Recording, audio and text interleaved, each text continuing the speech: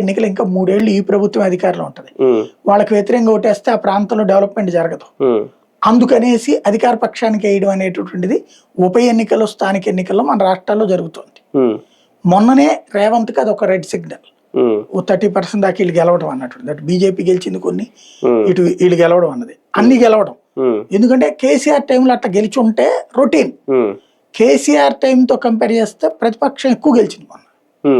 కాబట్టి అక్కడ ఒక సవాల్ బిగిన్ అయినట్టు. ఇక్కడ ఆ సవాల్ ఉంటుందని నేను అనుకోవట్లా. ఎందుకంటే వీళ్ళ ముగ్గురు కలిసి ఉండటం ఒక ఎత్తు, రెండోది ఇది. అయితే వీళ్ళు గొడవ పట్టి అవతల గెలిపిస్తే కనుక ఆవిడేం చేయలేదు. కానీ ఇక్కడ ఇంకొకటి సార్, కూటమిలో కూడా ముగ్గురు కలిసే ఉన్నాయి. ఎందుకంటే మొన్న పవన్ కళ్యాణ్ గారు కూడా 2-3 సార్లు మాట్లాడారు వీటికి నుంచి. జనసేనకి కూడా గ్రౌండ్లలో ప్రిపేర్ అవుతుంది అనేది.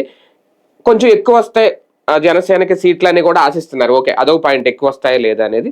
అయితే ఈ 2 ఏళ్ల పరిపాలనకు సంబంధించి ఒక రెఫరెండంగా తెలుగుదేశం పార్టీకి ఏమన్నా ఒక పరీక్ష అవుతాయా? అదే టైంలో జనసేన కూడా తన సత్తా ఏమన్నా చూపించుకుంటారు. రెఫరెండంగా చూడటానికి వీల్లేదంటున్నారు. పాలనకి, సూపర్ హామీలకి దేనికి రెఫరెండం అవదా? స్థానిక ఎన్నికలు ఆ లెక్కనైతే గనక జగన్ టైంలో దాదాపు ఏకపక్షంగా విజయం సాధించారు. మరి తర్వాత మెయిన్ అంత దారుణంగా అయిపోలేదా? కాబట్టి అది అసలు కౌంటే కాదు. ఈవెన్ నేను చెప్పాను కదా, టీడీపీ అధికారంలో ఉన్నప్పుడు జరిగిన ఉప ఎన్నికలన్నిట్లలో కూడా వాళ్ళే గెలిచారు, భారీ మెజార్టీలతో గెలిచారు. ఆ లెక్కనైతే కాంగ్రెస్ పార్టీ అధికారంలో